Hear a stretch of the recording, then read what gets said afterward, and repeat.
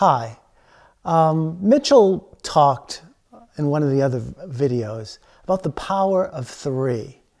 And he talked about there are really three parts to a session.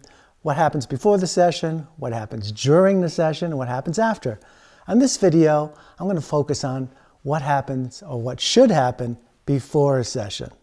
First of all, let's look at what perhaps is the current reality at your company.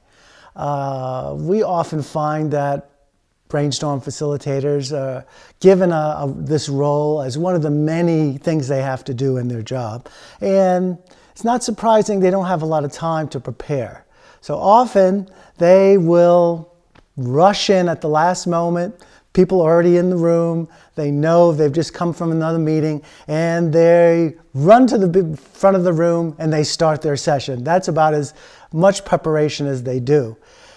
We don't find that's probably going to be a good recipe for success. Here's what you should do before a session.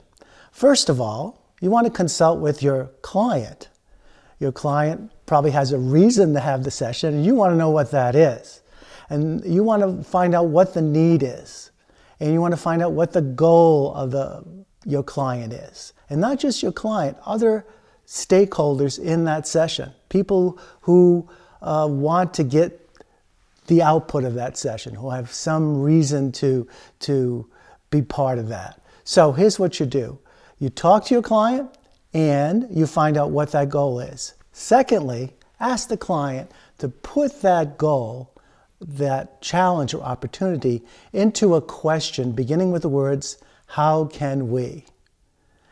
That will help focus your session.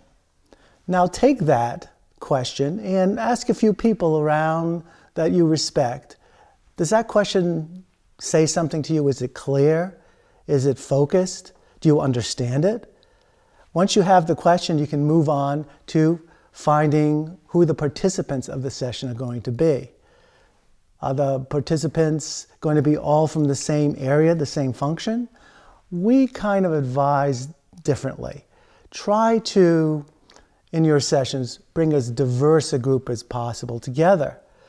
People from different functions, different levels, different silos. The best ideas often happen between these silos.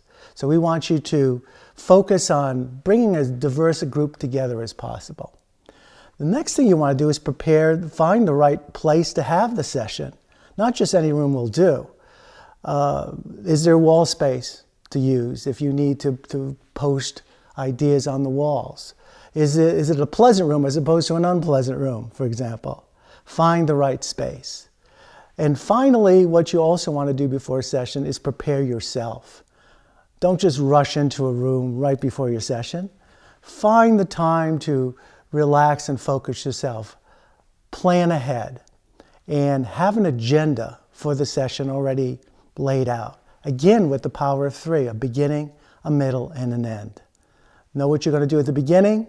Know what you're going to do in the middle, if that means using a particular creative thinking technique.